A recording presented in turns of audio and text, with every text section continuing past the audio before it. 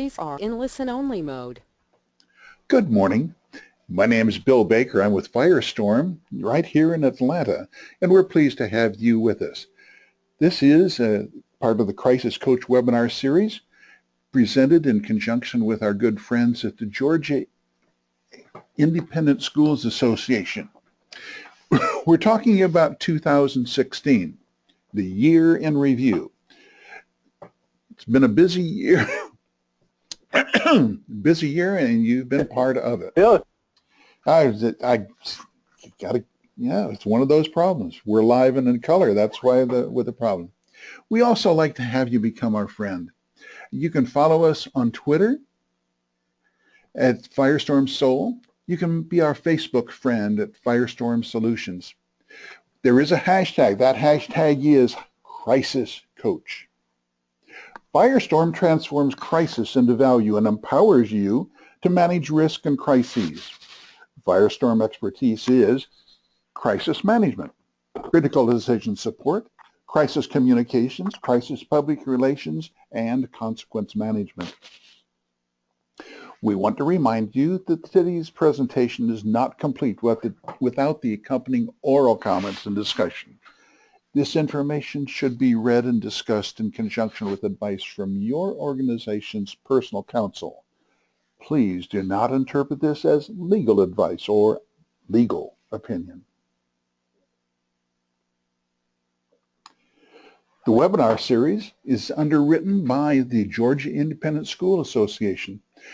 You can go to firestorm.com. You can watch past webinars, even past years' webinars, for these sponsored webinars, and you can register for future webinars. They occur roughly once a month, and they will be going on throughout the year of 2017. Jim, and I'll jump in. I don't think Jeff is not. I'll jump in. I don't think Ed's on. He's out helping schools. I was at a GISA event yesterday. And no, actually on Tuesday, where we were out at Woodward and talking about crisis management with some school heads and others from other schools. If you get a chance to go to one of the GISA meetings, I would encourage you to do it. It's a great opportunity to learn more and to network with your peers. And we're all in these things together. And we look forward to speaking and continuing the conversation as we think about 2017. My name is Jim Satterfield. I'm the president and co-founder of Firestorm, and we're glad to have you with us today as we focus on what are the lessons learned from this year, and as we look at the year in review, what should come to mind as we think about our schools and the impacts that are around it. If you haven't been to the Firestorm website, I would encourage you to do that. There's a great many resources that are available to you up under the tab there where it says resources. You can view past webinars, get the briefs that are associated with it, and you'll see a great many of the types of things that we're doing and working with schools around the state. As we think about the year in review now, I think that anytime you have a presidential election, it really helps us focus on what's important, what are the changes that we see, what's been occurring within our world that would have a significant impact. And as we think about our schools and our students and our parents and our teachers, we're all seeing a great many things that are going on and making the news. Clearly, as we think about the year, violence has been a common theme, whether it was the bomb blast or the terrorist attacks or the shootings in the schools that we've seen throughout the year, the violence on the streets with civil unrest, the shooting of policemen, or maybe even the shootings of individuals by police that are being challenged within those areas. All of those elements come into play. I think the fear of homegrown terrorism is certainly an element that we're seeing repeated from the shootings in the nightclubs in Orlando to other events across the country. We just had in the past week a fire where the warehouse in Oakland burned and 36 people died associated with it. And those types of events are certainly going to continue to dominate the headlines. Natural disasters with the earthquake, and we had even a hurricane that came through with Matthew here in Georgia that played an impact during the year. So the theme of our conversation today is, how do you plan for the unplanned? And that's really what we want to start to bring about and discuss today. And we're going to give you some thoughts around that and some ways for us to continue to work as we build toward having a positive outcome from the events that are around us. As we think more specifically, where do you start? You got to start by building a strong foundation. The picture that you see on your screen is a picture from the foundation of the World Trade Center after it was destroyed and building up. In fact, the building is there now in place, as you all know. But you're not going to build a building or a response in a crisis unless you have a strong foundation. And so we're going to talk about this aspect of planning and making sure that we have those plans in place and all the support materials associated with it. So how do we plan for the unplanned?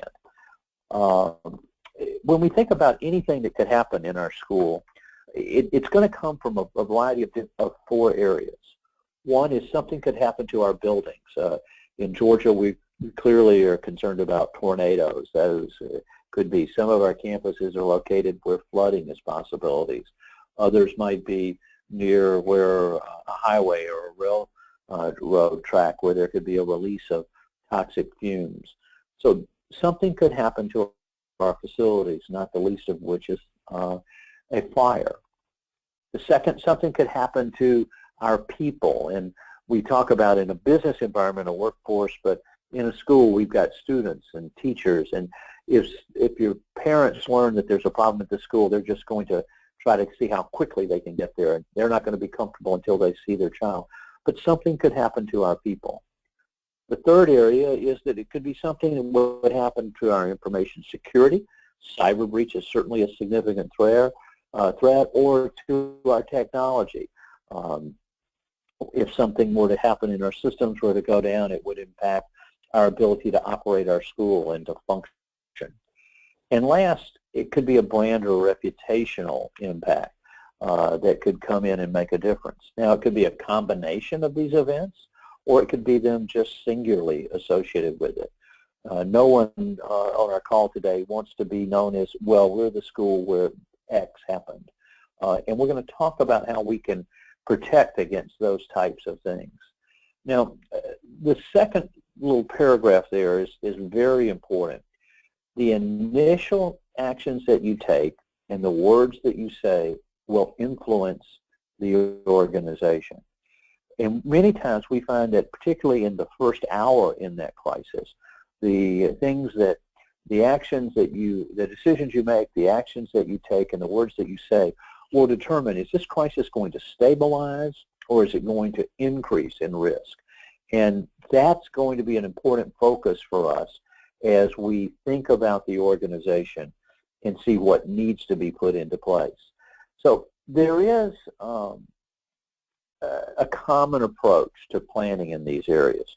Do you have a crisis management plan? Not an emergency plan, but a crisis management plan that says this is how we're going to make decisions early in this crisis. This is who's going to be involved. This is where the decisions are going to come from as we think in each of those areas. So part of this planning for the unplanned will be to have a formalized structure in place to deal with it. And that's going to start by looking at what are the threats that we're going to face. And I'm going to come and touch this theme several times in our conversation today about, for every vulnerability and threat and risk, we need to say, well, how do we monitor for that? What's the trigger to activate our plan? What are we going to say? What are we going to do if that, in fact, comes into place? Now, the new term of art that seems to be universally accepted is open source intelligence. We're not talking about spying on people. We're not talking about hacking into some other source. But there is information out in the market that you can obtain and see an answer to. Excuse me, I had a sneeze there that I could not make stop, so we had a sudden and accidental release from that sneeze.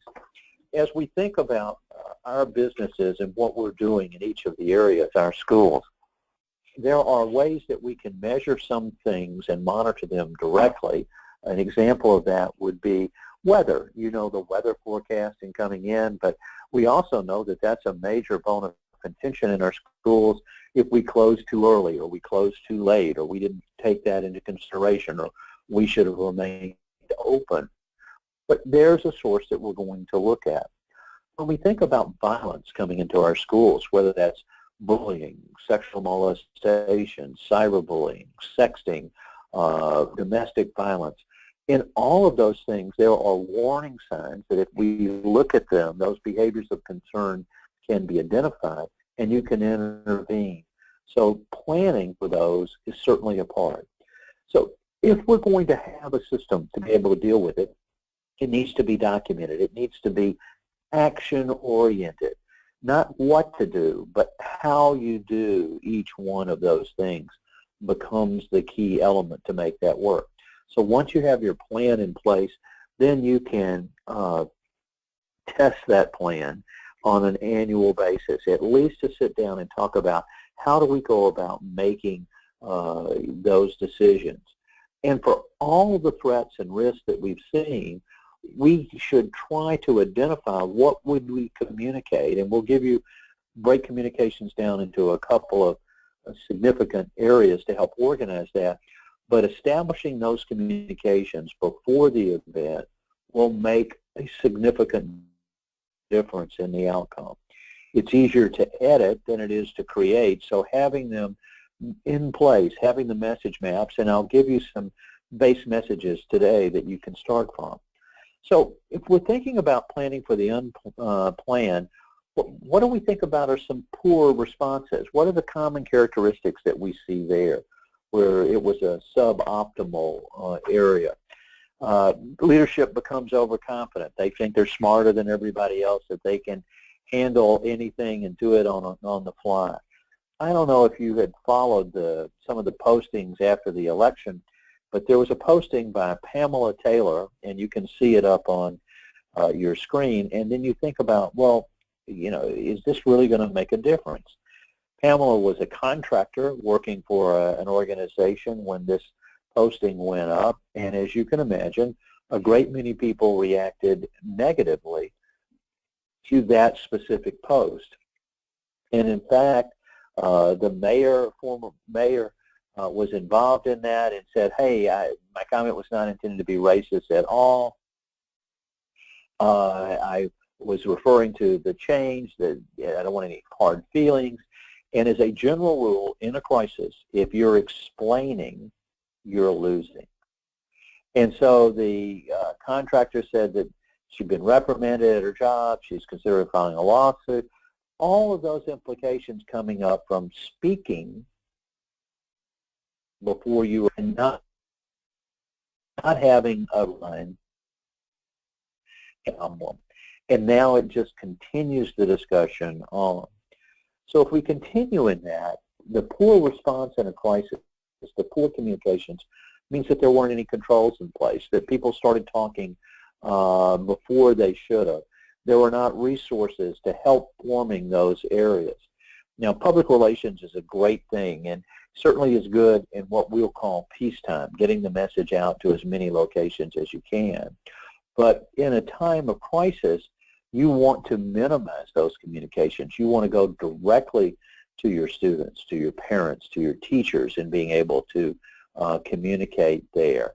And if you don't have an open source intelligence program where you're monitoring what's being said on social media, then you're going to find yourself continually surprised by the events. And we've also seen situations where boards are starting to say, hey, wait a minute, we need to get out in front of it. Yeah, they're sending one message that we had controls, another that we didn't, that this person's at fault and they weren't.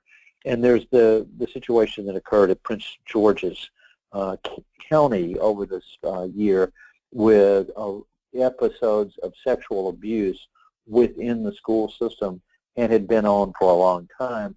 And so there was the conflict between the education, public schools, the county executive, and the board, and everybody was on a different base. So let's take one out a little bit further away and talk about it for a moment. This was an ad, and it's a video. If you had clicked on it, it'd play. And the mattress company, Miracle Mattress, was trying to take advantage of 9/11 to run a mattress sale. Now, was this in poor taste? Absolutely. And this comes back into the area, if you're explaining, you're losing. Mike there, who owns the mattress company, said, oh, I didn't know anything about it. It was done without my benefit, and without my knowledge. And he just proceeds to throw all of his people under the bus associated with it. There should have never been a communications. So if Mike is running a company where people can produce ads, pay for a video, create it, buy the space and put it on, and he's not even aware of what's going on, it shows a lack of control. And as a general rule, if you find yourself being surprised in the crisis, you're going to have extremely a negative outcome. Now, many times you'll hear me say in talks or in our webinar series together that the last time a surprise was good, I was 5, and it was my birthday. If you're surprised at school, it's not going to be positive. It's going to be negative. So that's why it's so important to do the intelligence monitoring, to have the information coming in place, and particularly when you're communicating, to have sign-off that we are going to be communicating, and this is the way that we're going to do it. In particular, the first 24 hours are the most crucial. What you say at that point in time will help to determine, is this event going to stabilize? Is it going to de-escalate? Or is it going to continue to escalate out of control? So one of the things that you can do to balance that is to slow everything down. Firestorm uses an acronym, crisis stop, for that process. And the S stands for to stabilize, to slow it down, to understand what's going on, to make sure that you have those areas. Now, you may well have somebody that's a teacher or a parent or a school board member saying, oh, we need to get out in front of this. We need to make a statement. We need to frame the issue. So Firestorm follows a rule of asking why 5 times. It's why times 5. If someone says, hey, we need to do a press release, you want to ask why. They'll give you a reason. Then you ask why. They'll answer that question. If you can go through asking why 5 times in a row, then quite frankly, you should probably do that communications. But what we've generally found is by the time you get to that 5th why, there's really not a reason to communicate, particularly in that initial first hour and the initial first 24 hours. We'll also lay out a couple of ways for those communications to flow. So as you find yourself in a crisis, a takeaway here that I would like you to have is this rule of 5 with asking why. Someone says we need to communicate, you ask them to explain that 5 times. When they give you an answer, you say why. They answer that one, you ask it again. So when we think about it, the reason that this is important is almost always the information that you learn initially in the crisis is wrong. It's incomplete, and it's not going to be what we need to think about communicating at that point in time. So there's always a perceived pressure, the pressure to get out in front of it and frame it. So look at that, use the why questions that we've talked about. Then walking that tightrope that you see in the background picture is going to be significantly easier. Now then, when we communicate, we're going to have to be very careful about what we do communicate, and I'll give you some base messages in just a moment. But let's look at a couple of things that we've seen this year. Prince George's County had a series of sexual abuse events that occurred, and they're out trying to explain it away. Well, how do you explain sexual abuse? The answer is you can't. So in looking at that, it's very difficult to have those types of meetings. The initial communications, as you're focused in this area, should be very broad. Not with specific messages. You want broad themes. In a crisis environment, if we've had someone that's been injured or someone that's died, you're going to have an intervention by the police or the fire. And I have yet to find a police chief or a fire chief who didn't love the camera. Let them communicate, because they're going to be talking about the past. They're going to be talking about the problem. When you communicate, you're going to be talking about the solution in the future. And so in those environments, they can talk about the investigation. They can talk about what they found out. They can give that information so that when you as a school speak, you're going to be speaking about moving forward and what's going to happen. Now, there are 3 C's in crisis communications. The first is coordination, the second is crisis, and the third is compliance. That coordination communication is, what do you want me to do? This has just occurred. Do I shelter in place? Do I lock down? Do I lock out? Do I evacuate? Those are all elements for us to focus on. So the first communication in any crisis is a coordination communication. Generally, these are internal to your students and to your teachers. By the way, when you communicate with the parents and say, we've gone on lockdown, you don't need to come to school, parents generally read those communications with, how quickly can I get there? In looking at it, but that's your first level of communications that you're going to give out. Later, you're going to be talking about the crisis itself, the impact onto the organization. That's the brand and reputation comments, and those can be delivered a little later, and they generally tend to be more externally focused. The third type of communication is a compliance communications. You're required to make that communication, and you generally make that quote within a reasonable amount of time. Cyber breach becomes an example, or if you know that a child is at risk, you have a duty to, as a reporter, to report that to Family Health and Services. The picture that you see here is from in Tennessee, where they've had the fires recently, and over a dozen people lost their lives and hundreds of homes were lost. It's my understanding that the communications to evacuate didn't go out. They had a plan, they had a system, but for whatever reason it didn't get out. And that may have made a difference in the outcome within those perspectives. So if we think about what we've been seeing on the news, just recently we had an attack on Ohio State University campus. It was a lone, homegrown, reported as a terrorist threat coming in to attack students on the campus.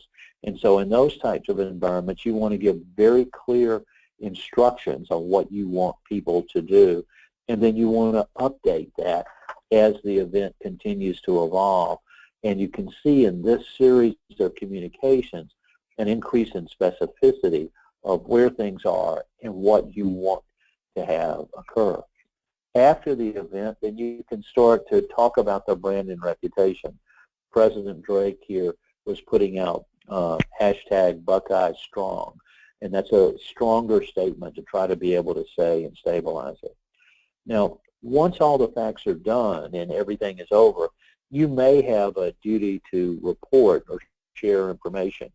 In most cases, in this type of an event, I wouldn't have the school doing it. I would have let the authorities do it from that standpoint.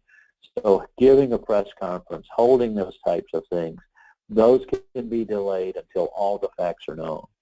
And again, fire chiefs and police chiefs want to talk about those levels of detail, what their investigation did, how they responded to the particular event. That's all in the past. You want to shift the discussion of what your school is going to be doing going forward. So the three themes that you can say, these are sometimes called home bases. The first is will not be defined by the event. The second, we will invent the future. And the third is that we'll embrace the families. Now, in these messages, whatever bad thing happened, that's not what your school is about. You go on your school's webpage and you'll have a very clearly articulated message that of what we're here to do and what we're focused on.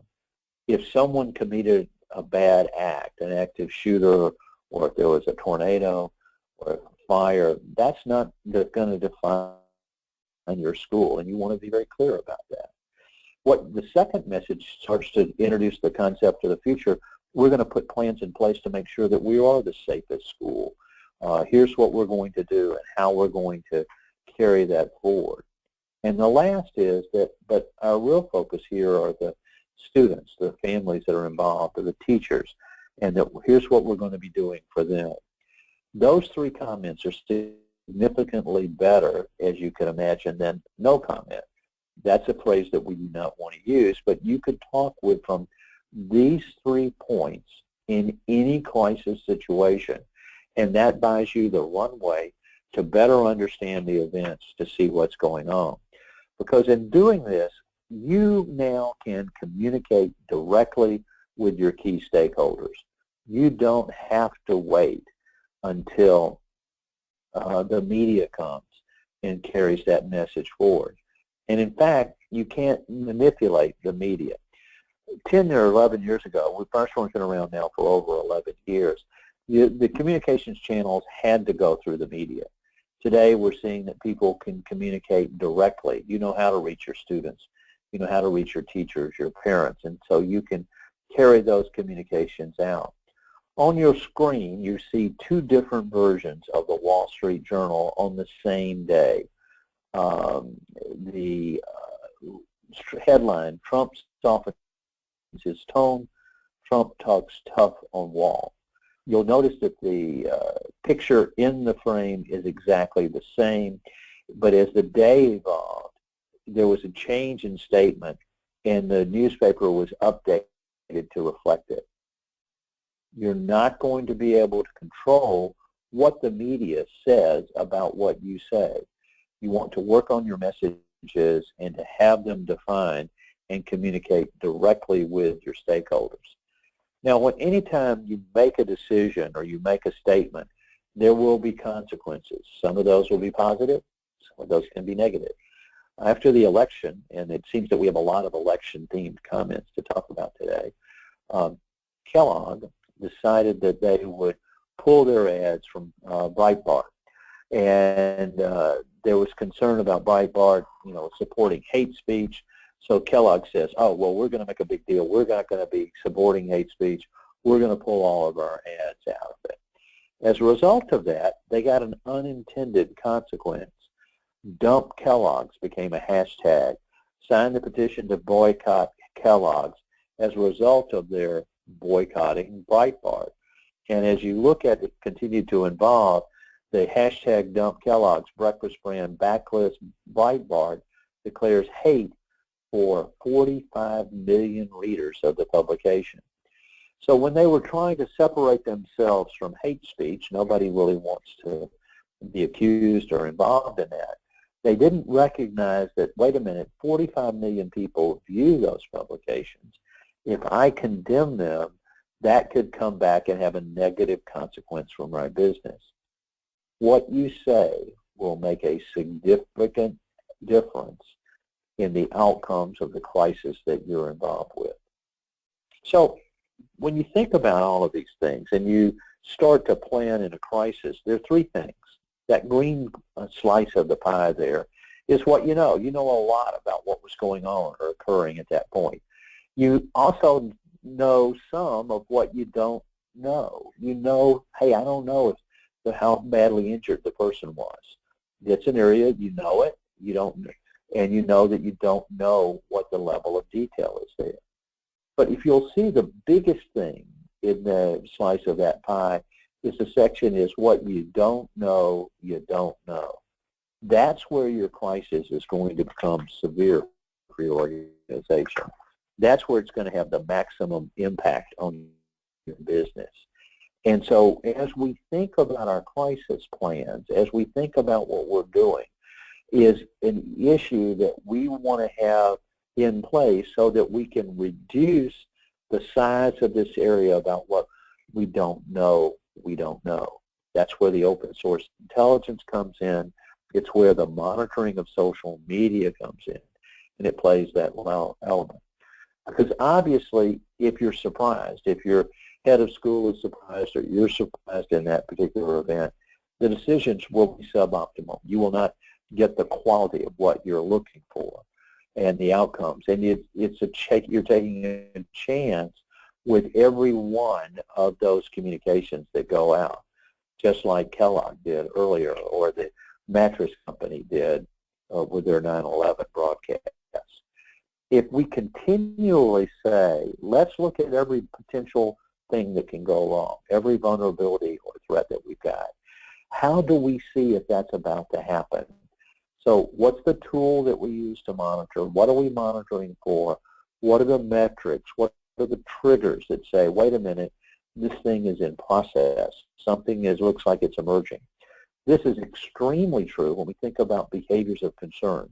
In today's world, we can identify those individuals that are at risk for violence. There are precursors that we can see and hear discussed, and social media plays a key role in doing those activities. So if we can confirm facts, not react just on an innuendo or a rumor, control our messages, understand the consequences, short, mid, and long term, we're going to significantly improve the outcomes as a result of that. And we have to continue to monitor to see, is our message getting through? Are people understanding what we're talking about, or are we getting a completely different response in those areas? Now, in a crisis, as we talked about earlier, something can happen to our facilities, something can happen to our people, something can happen to our information security or technology, and finally something that can happen to our brand and reputation. Now, there are 4 common failures in a disaster or crisis, and we see these repeated over and over, and it's a good way to start to think about how you structure your responses in each of these areas. The largest single failure in a disaster or crisis is failure to control critical supply chains. Having those things available. If your teachers can't get to school, if you are providing lunches, feeding our students and being prepared. By the way, cyber breach is also linked in many cases with a vendor or supplier who has access into your systems to see those areas emerge.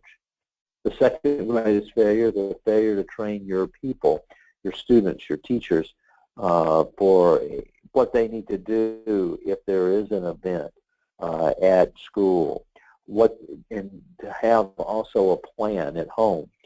Across the board, 70 to 80% of our people at school don't know what to do in a disaster or crisis, and 95% don't have a plan at home.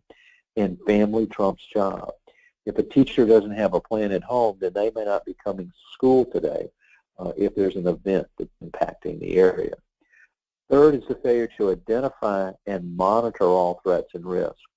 The first half of that list is starting to be in a significantly better position as plans have improved over the last several years, that many of the threats and risks that we see have been identified. Generally, though, we find that outside of weather, that the monitoring is not satisfactory. And that's an exposure that this problem has escalated, and you were unaware that, in fact, it was. Now, some things we can monitor directly. Some things we monitor a derivative of that. Absenteeism is a derivative of other problems that we could monitor and be able to track. And we can do a session just on how you develop an open source intelligence system. By the way, we're not talking about hacking into anybody's Facebook account or any other activity. That information is out there. It's in the public domain. Those are the things that would certainly give us an insight. Fourth is failure to conduct exercises and update your plans. Now, you conduct fire drills on a regular basis, but conduct an exercise with how you make a decision in a crisis. Let's talk about if we had a terrible thing, a death of a student, if we had a field trip where there was an accident and we had injured or dying children associated with it. How do we go about making decisions? What are the things we need to consider? What do we need to look for and do? Updating your plan and keeping all of the information in occurrence suddenly becomes a key priority. And then last, develop a crisis communications plan. Who is going to be our spokesperson? We recommend that it not be the head of the school in the first 24 hours. Because if the head of school makes a statement that turns out to be incorrect because the facts were changing or not known or misunderstood, that credibility loss could hurt the school for years to come associated with it. When will messages go out?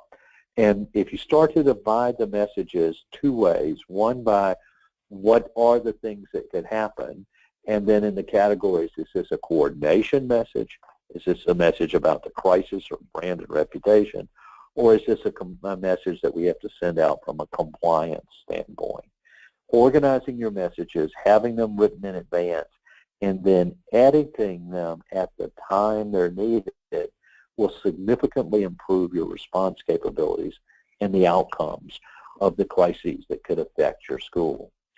Now, when we talk about crisis management, Firestorm has used a maturity model for a number of years, and we look at 5 dimensions: decision process, roles and responsibilities, information clarity, speed of decision making, and communications effectiveness. If you're a Category 1 school, that means everything is coming as a surprise to you and you're at a liability, and you'll see some descriptors there associated with it. If you're up to a Stage 2, you've got a lot of the basic elements there, but you're still in a reactive mode, and so it's going to be a suboptimal response. What you want to start to try to do is to get to a point that it's supportive and that you've taken actions before anything ever occurred. And finally, ultimately, it's getting a culture here that's more strategic in thinking through each of the areas. Now, if you scored to the right side of this chart in several of the areas, that's great. But if you were scoring down as a Stage 1 in a particular area, that means that the overall response in the school will revert back to that. So just like you grade a test, just like you give a report card, knowing where you are and how you operate in each one of these 5 areas becomes extremely critical in making sure that we have a positive outcome to the crisis. So what do we do? Well, we know that unfortunately next year your plan is going to be tested. They're going to be tested one of 2 ways. This can be before a crisis or in a crisis. If you think about the fires that occurred in Oakland in that warehouse just about a week ago, 36 people died. Could you have predicted that that was a risk? And the answer is yes, a great many people did. Did they have a plan to address those exposures? Apparently not. Did they have a plan on how they would get people out in a burning building? Apparently not. Did they have a plan in place of how they would respond in those situations? Apparently not. 36 people lost their life there. One student is one too many if we're dealing with an event where they're not going to be able to be returned to their parents at the end of the school day. Your responsibility for the care, custody, and control of those that you have during your school experience. The hardest phone call you're ever going to have to make is the one where you pick up the phone to call a parent and say, your child's not coming home from school today. Your plans are going to be tested. They'll be tested in a crisis, or you can test them in an exercise. And so what I want you to think about is testing your plans now. Go through the likely scenarios. How will we deal with it? What will we do? What will we say? What are the decisions that we're going to need to make? What are the possible consequences that would come into play? Now, you've heard us talk through all the webinars over this year and in previous years about predict, plan, perform. Predict what are the vulnerabilities and threats. What are their impacts going to be on us? How do we monitor for them? What's the triggers that will activate our plans? What are the actions that we would take if, in fact, that were occurring? And what are the communications that we would send in those areas? So as you think about that, if you start in the predict area, It'll lead you directly into the plan. It'll lead you directly to say, okay, we're going to do this, this, and this. Here's what we're going to say if this occurs, and now you're starting to get into control. The perform is the training, making sure everybody understands it, the testing of it, and then finally executing. If you wait until the crisis to figure this out, it's going to be too late. You're not going to be pleased with the outcome, and you're going to find a scorched earth created in that particular area. So think through the things that we've talked about, because we've seen it. We've seen it in the headlines. We've seen it in the news. We've seen it in the outcomes from the crisis events that we've talked about today. There will be a brief on today's conversation. You can go to the Firestorm website, go to firestorm.com/briefs, click on that, it'll open up, it'll list it. By the way, you can find briefs from the other webinars this year.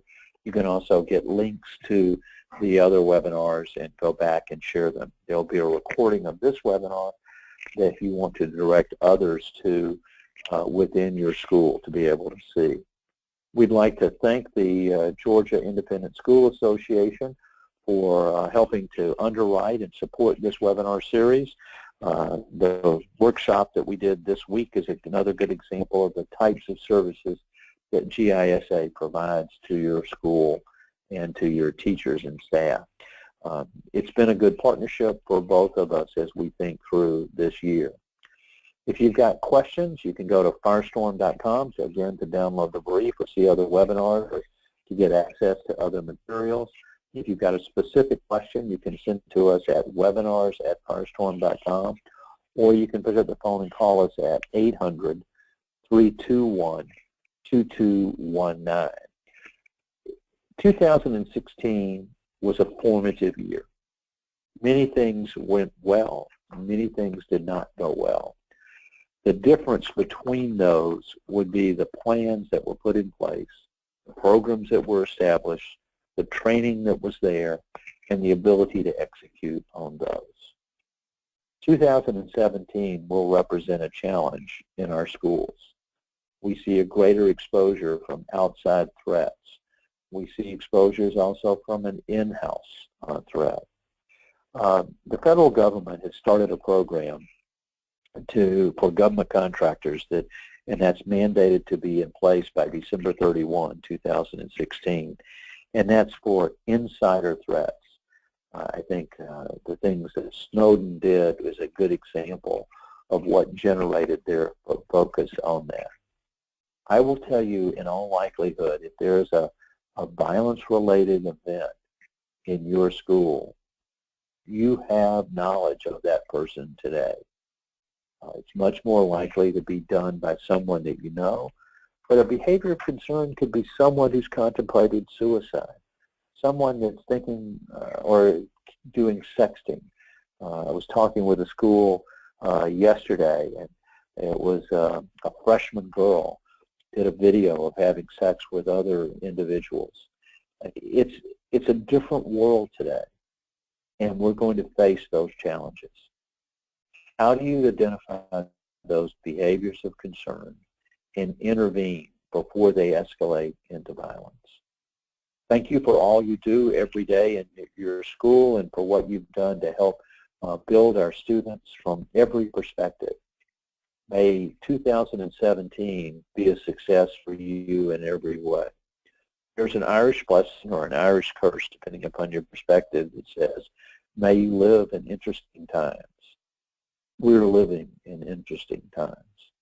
Have a great day. I look forward to speaking with you again next month. Happy holidays, Happy New Year. They're all coming together at the same time. Until next month, Jim Satterfield, Firestorm. Thank you. Goodbye.